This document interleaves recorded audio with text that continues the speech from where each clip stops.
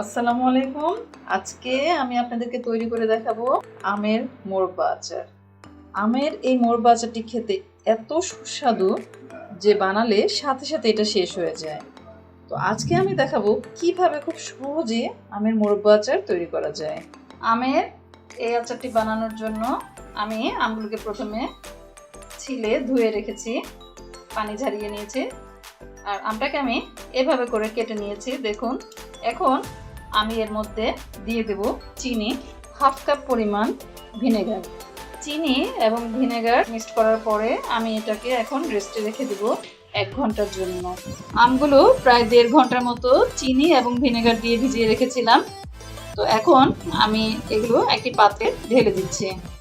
চুলার আঁচটি মিডিয়াম করে জাল দিতে হবে কিছুক্ষণ জাল দেওয়ার পরে দেখুন এর ভিতর থেকে কিরকম চিনি শিরাটা দেখা যাচ্ছে।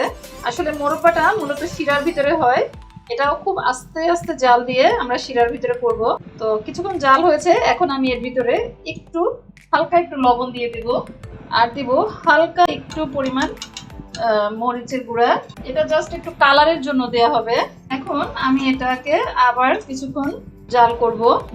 দেখুন চিনির পানিটি অনেকখানি শুকিয়ে গেছে।